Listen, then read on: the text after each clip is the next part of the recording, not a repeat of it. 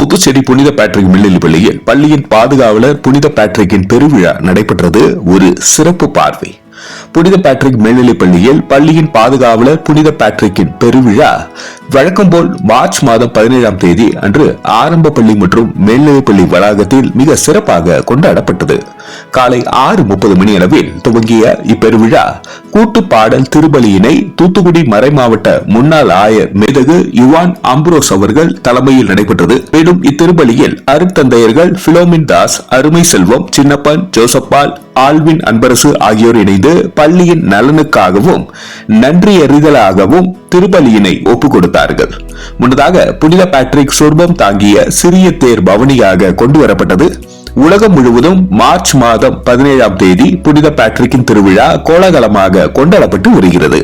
புதுச்சேரிக்கு பெருமை சேர்க்கும் புனித பேட்ரிக் கல்வி நிறுவனம் இவ்விழாவினை வெகு சிறப்பாக வருடந்தோறும் கொண்டாடி வருவது அனைவரும் அறிந்ததே.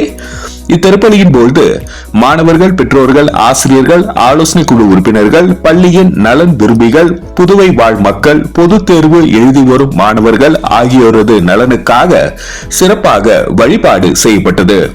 பள்ளியின் பாதுகாவலராம் புனித பேட்ரிக்கின் பெருவிழா ஏற்பாடுகளை தாளாளர் திரு ஃபிரெட்ரிக் ரெஜிஸ், மருத்துவ இயக்குனர் திருமதி ஜீட்டா ஃபிரெட்ரிக், முதல்வர் திருமதி ஸ்டெல்லா ஆகியோர் தலைமையில் இருபால் ஆசிரியர் பெருமக்கள் சிறப்பான முறையில் செய்திருந்தனர். நன்றி. மக்கள் மொழி செய்திகளுக்காக சரவணன், புதுச்சேரி.